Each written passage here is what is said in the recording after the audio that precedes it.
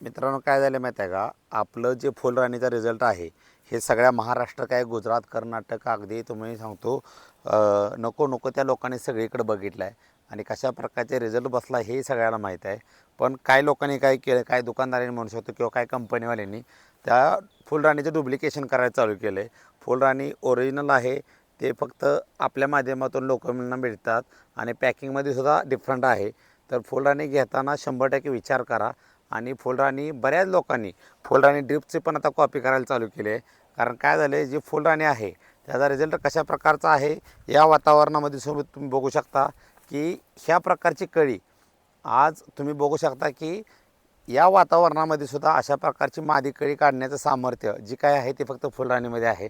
आमच्या भागात आमच्या आटपाडीतसुद्धा बऱ्याच लोकांनी कॉपी केली आहे.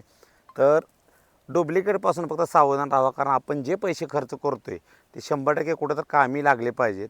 नाहीतर कोणतं 2 रुपये स्वस्त देते म्हणून त्याच्या मागं लागू नका. ओरिजिनलमध्ये विश्वास ठेवा आणि 100% बाग सक्सेस करायचा प्रयत्न करा.